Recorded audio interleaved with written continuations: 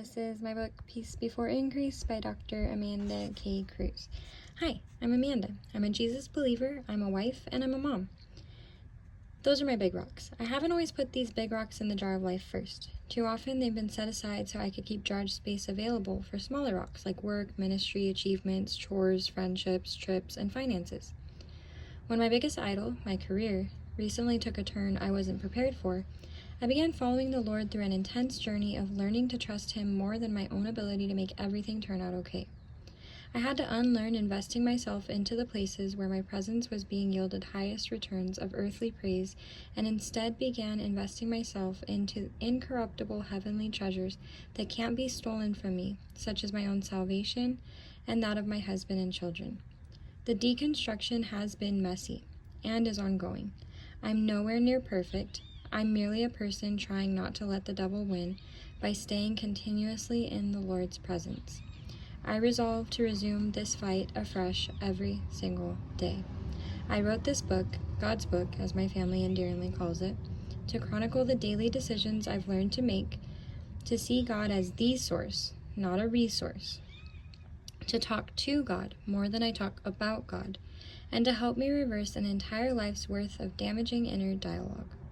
One crumb at a time, the Lord has revealed 10 necessary habits I've had to rinse and repeat over and over to become the vessel of answers I need instead of waiting for them to fall from heaven.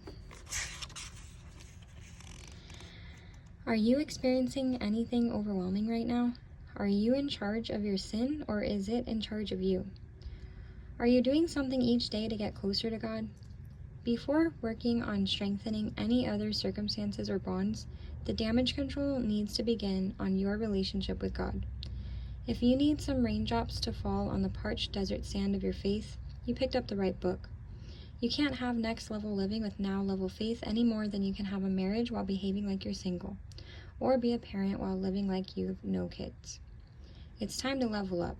It's laughable that I'm the person God convicted to write about peace before increase. In the past, I didn't understand that the Lord will bless you because of something, not before something, as God's word expresses in Romans 6:16, Joshua 1:7-8, Genesis 46:1-4, and 2 Chronicles 7:14.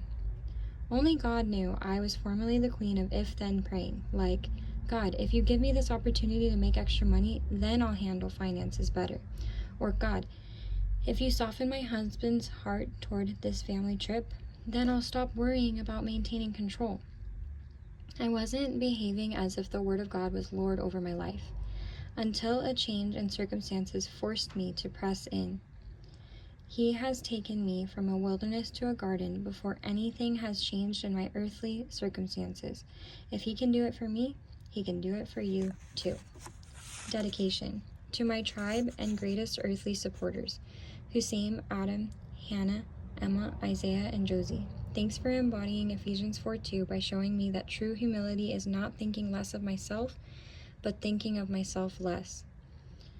May we continue growing closer to God and each other, keeping our hope in His unfailing love as depicted in Psalm 147:11, knowing Isaiah 55:11 promises His word does not return to Him empty.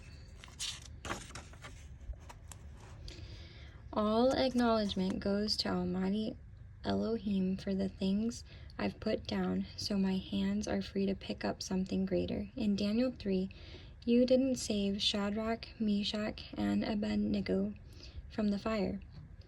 You saved them in the fire. Others turned to you because they went through the fire. They were promoted because they went through the fire.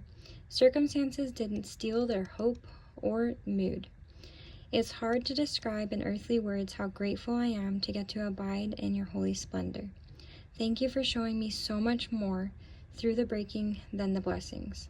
Even on days like the one captured below, where I must faith it until I make it, I realize without the gift of this waiting season, this book would remain on my bucket list. I would still be 60 pounds heavier, and my salvation, marriage, and parenting would all continue taking the back seat to my career. No dollar can ever buy me what gratitude has bought me. My gratitude is the greatest wealth of all. Help me to bathe in it daily, inclining my ears to your desires, so that I can continuously reflect your love to myself and to those around me.